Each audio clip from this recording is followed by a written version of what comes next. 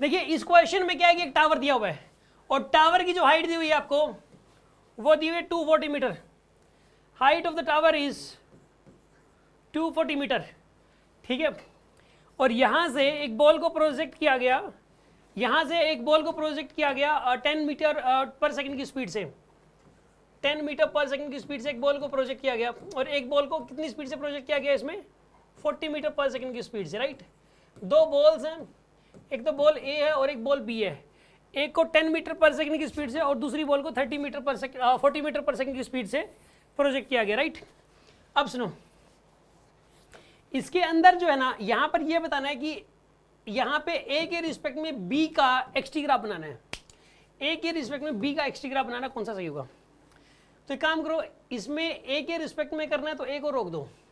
ए की जो वेलोसिटी है वो पलट के दे दो बी को, ए की वेलोसिटी बी को आपने पलट के दे दी और एक्सेलरेशन भी पलट के दे दो। इसके पास एक्सेलरेशन जी का नीचे की तरफ था, इसके पास जी का एक्सेलरेशन किस तरफ था? बी के पास नीचे की तरफ, और इसके पास भी जी का एक्सेलरेशन नीचे की तरफ था, तो इसको पलट के दे दिया, जी ऊपर की तरफ हो गया, तो जी से जी कैंसिल हो गया। अब इसके रिस्पेक्ट में इसकी स्पीड 30 कांस्टेंट रहेगी ऊपर की तरफ। ए के रिस्पेक्ट में बी की जो स्पीड है वो 30 मीटर पर सेकंड कांस्टेंट रहेगी। ये बात मानते हो आप? लेकिन हमेशा नहीं रहेगी। ये कहानी तब तक चलेगी जब तक इनमें से एक बॉल गिर नहीं जाती। पहले कौन सी बॉल गिरेगी ग्राउंड पे? ए गिरेगी ना पहले। ये ऐसा थोड़ा ना गिरी। अब रियलिटी पे आओ, अब इसके रिस्पेक्ट में मत सोचो, अब रियलिटी पे आओ। रियलिटी में क्या होगा? ऐसा तो है नहीं कि दोनों ही हवा में रहेंगे हमेशा के लिए।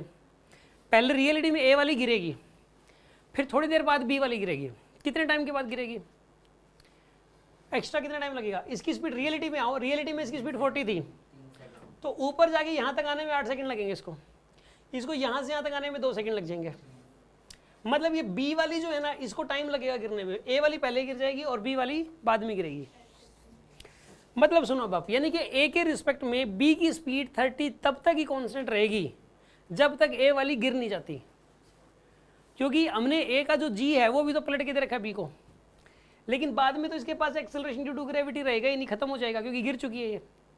अब देखो इसकी स्पीड 30 कांस्टेंट रहेगी, यानी स्लोप पॉजिटिव कांस्टेंट आएगा। स्लोप पॉजिटिव कांस्टेंट तो इसमें भी है, इसमें भी है, इसमें भी है और इसमें भी है। तीनों में स्लोप पॉजिटिव कांस्टेंट दिया हुआ है। स्लोप पॉजिटिव कांस्टेंट तीनों में है, यहाँ से लेके यहाँ तक तो तीनों ही ठीक है। वीटी ग्राफ ठीक है ना, एक्सटी ग्राफ तीनों ही सही है। लेकिन अब गिर चुकी है एक बॉल, अब दूसरी जो है ना वो आ रही है। अब सिर्फ है ना, अब आप ग्राउंड के रिस्पेक्ट में करो, चाहे वो गिरे हुए पत्थर के रिस्पेक्ट में करो, जो बॉल ए गिरी हुई है चाहे उसके रिस्पेक्ट में करो, चाहे ग्राउंड के रिस्पेक्ट में करो, बात तो एक ही है। अब तो सिर्फ क्वेश्चन इतना सा रह गया कि एक बॉल है वो ऊपर से नीचे आ रही है, बस क्वेश्चन इतना सा रह गया, उसका ग्राफ बनाना, एक्सटी ग्राफ। जब बॉल ऊपर से नीचे आती है तो वो बढ़ती हुई स्पीड से आती है, स्पीड तो बढ़ेगी, स्पीड बढ़ेगी यानी स्लोप बढ़ेगा, और वेलोसिटी नीचे है उसकी नेगेटिव में। हमेशा ग्राफ ड्रॉ करते वक्त वेलोसिटी के साइन का जरूर ध्यान रखना, वेलोसिटी और एक्सिस दोनों के साइन का। इस तरफ पॉजिटिव लेना, इस तरफ नेगेटिव, ऊपर पॉजिटिव नीचे नेगेटिव। ग्राफ के केस में खासकर ध्यान रखना ही पड़ेगा। हर जगह सारे ग्राफ सारी किताबों में इधर पॉजिटिव साइन ले रखा है, इधर नेगेटिव, ऊपर पॉजिटिव नीचे नेगेटिव। तो जब बॉल ऊपर से नीचे आ रही है तो वेलोसिटी उसकी नेगेटिव है और नेगेटिव में बढ़ रही है, तो स्लोप नेगेटिव होगा और नेगेटिव में बढ़ेगा, नेगेटिव इंक्रीजिंग स्लोप होगा। नेगेटिव इंक्रीजिंग सिर्फ इसका है, इसका देखो हॉरिजॉन्टल से वर्टिकल हो रही है, हॉरिजॉन्टल से वर्टिकल हो रही है, इसका स्लोप नेगेटिव इंक्रीजिंग है, इसका स्लोप नेगेटिव डिक्रीजिंग है, इसका स्लोप एकदम से वर्टिकल है, इसका स्लोप नेगेटिव कांस्टेंट है। तो यही आंसर होगा इसमें। हाँ जी, अभी भी बोलो, कोई डाउट है तो। इसको दो पार्ट्स में सोचना है आपको, इस क्वेश्चन को दो पार्ट्स में सोचना है। एक पार्ट में तो जब तक बॉल ए गिरती नहीं है, और दूसरे पार्ट में जब बॉल ए गिर चुकी है। जब तक बॉल ए गिरेगी नहीं तो बॉल ए के रिस्पेक्ट में बी की स्पीड कांस्टेंट रहेगी 30 मीटर पर सेकंड, ना घटेगी ना बढ़ेगी, इसलिए स्लोप ऐसा, इसलिए ग्राफ ऐसा आएगा, स्लोप पॉजिटिव कांस्टेंट। फिर बॉल जब ए गिर चुकी है तो जो बॉल बी होगी, अब उसकी जो स्पीड है अब वो बढ़ेगी और नेगेटिव होगी उसकी वेलोसिटी और बढ़ेगी, तो नेगेटिव इंक्रीजिंग स्लोप आना चाहिए ग्राफ का। नेगेटिव इंक्रीजिंग यहाँ पे सिर्फ इसी का है और किसी का भी नहीं है इसके अंदर।